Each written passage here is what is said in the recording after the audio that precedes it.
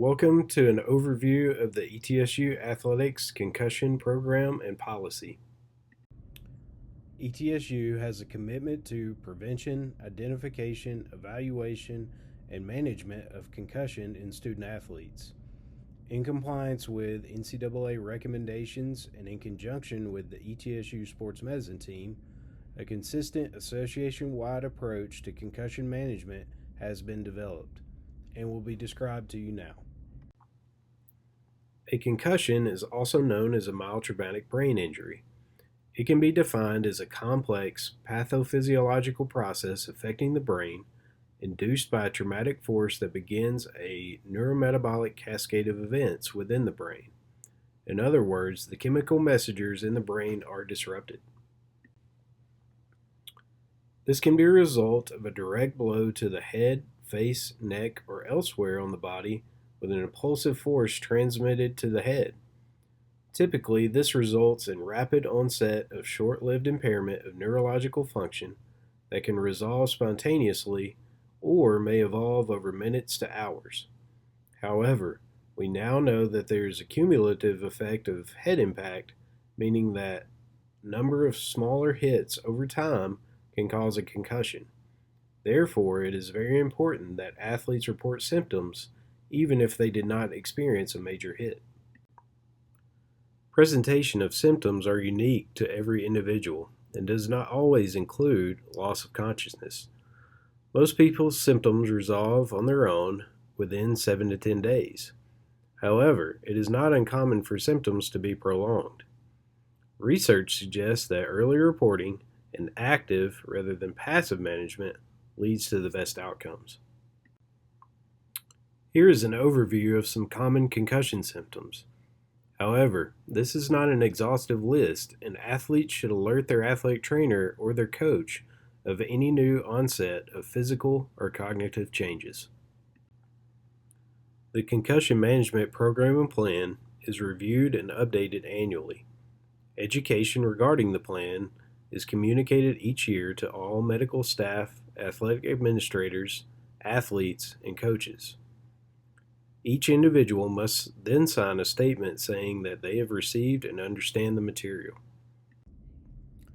Now let's look at the baseline assessment protocol. Baseline testing is administered by the ETSU athletic training staff. Every new incoming student athlete must complete baseline testing at the beginning of their first season. Baseline testing is updated every 2 years. However, if an athlete sustains a concussion prior to the updated testing, they may have the testing done the following year. If a student athlete exhibits signs, symptoms, or behaviors consistent with a concussion, they are removed from practice or competition and evaluated by an athletics healthcare provider with experience in the evaluation and management of concussion.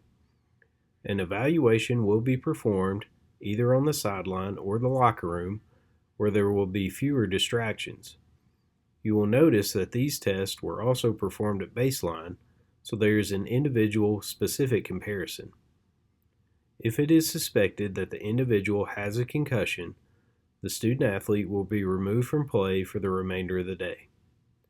This does not always mean that they have been diagnosed with a concussion. In those cases, the athlete will be evaluated again the following day and will be referred as appropriate. A home instruction sheet will be provided to each athlete as well as a responsible adult that will have close contact with the athlete, explaining management over the next 24 to 48 hours. If a follow-up confirms the suspected concussion, a referral will be made to the team physician for evaluation and neurocognitive testing. The ETSU Sports Medicine Team will complete the same battery of tests and compares post-test performance to baseline performance. Recommendations will be provided to the athlete and the athletic training staff based on these findings. Academic accommodations will be implemented through ETSU Disability Services in conjunction with the Student Athlete Success staff to ensure that symptoms associated with a concussion do not interfere with the student athlete's academic performance. Athletes are provided with evidence-based instructions on the gradual return to cognitive activity to expedite the recovery process. In many cases, a referral to a physical therapist will be made for a vestibular ocular motor screening, also known as VOMS. Based on these findings, vestibular rehabilitation may be indicated. The student athlete will follow up with the team physician and perform retesting in 5 to 7 day intervals. A referral will also be made to the ETSU behavioral health team for consultation within 7 days of the diagnosis. This process will continue until the student athlete is symptom free and most scores are back to baseline. This visual shows a portion of the information that is provided to student athletes after they have experienced a suspected concussion. This outlines things they can do, such as taking acetaminophen, and things they should not do, including driving or taking aspirin. Evidence suggests that relative rest for the first 24 to 48 hours, followed by a gradual return to activity, results in the best outcomes.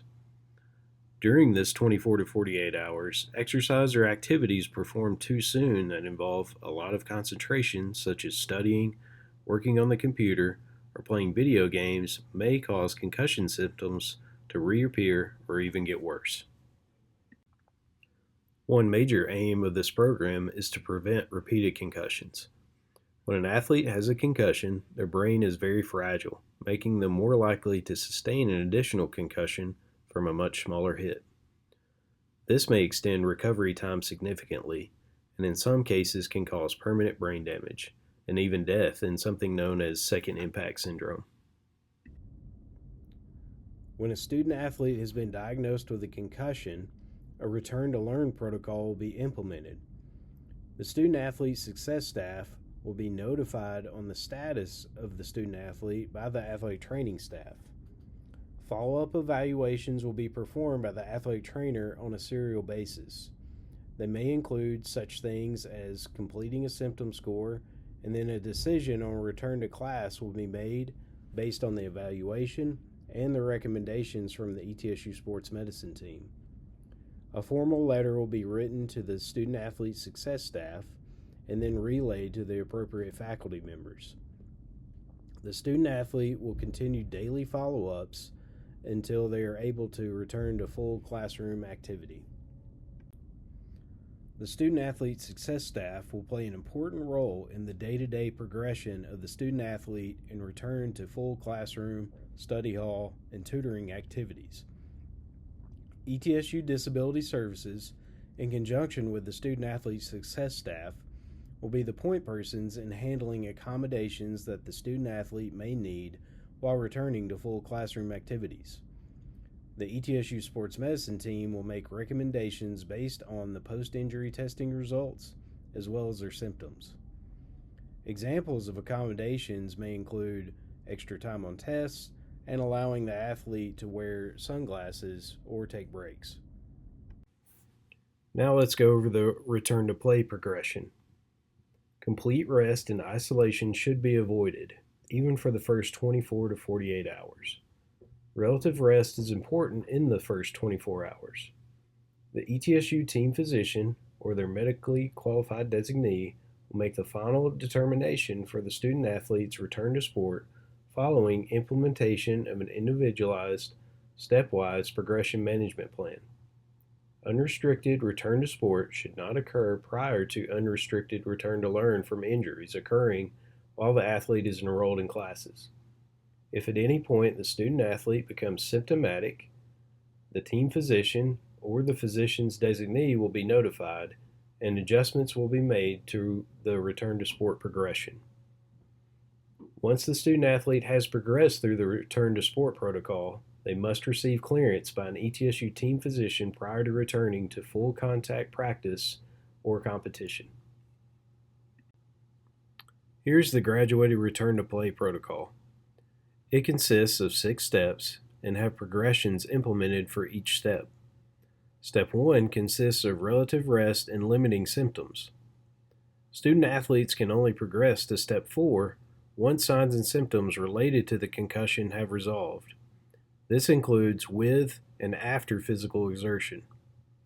Student athletes must have clearance from the team physician before returning to unrestricted practice or training, which is in Step 5. Step 6 consists of unrestricted competitive play. As noted previously, one major aim of the concussion management program is to prevent repeated concussions and more serious consequences such as second impact syndrome. When concussed, the brain is very fragile, meaning that a second concussion could be sustained from less force than the initial injury and may result in a prolonged recovery time. Any athlete who experiences prolonged concussion symptoms will be followed by the team physician and athletic trainer to track symptoms. Recommended consultation may include, but is not limited to, the professionals that are listed below. In the event of a more complex case of symptomatic return to learn with a student athlete, or in the event of multiple concussions, the following concussion management team may need to meet and develop a personalized plan for the student athlete. Team members may include, but are not limited to, the following that are listed below. East Tennessee State University teams will adhere to existing ethical standards in all practices and competitions. Using playing or protective equipment, including the helmet as a weapon, will be prohibited during all practices and competitions. Deliberately inflicting injury on another player will be prohibited in all practices and competitions as well. All playing and protective equipment, as applicable, will meet relevant equipment safety standards and related certification requirements. East Tennessee State University will keep the head out of blocking and tackling, in contact and collision, helmeted practices, and competitions. Emphasis on education of proper technique to reduce head impact exposure for all contact and collision sports, with a special emphasis in preseason education, will be made. East Tennessee State University will adhere to the policies and rules in the sport that limit the number and duration of contact practices and activities in contact and collision sports. Participation in neuromuscular training warm-up programs will also be considered. Here is contact information should you have any additional questions. Thank you for your time and listening to this important information.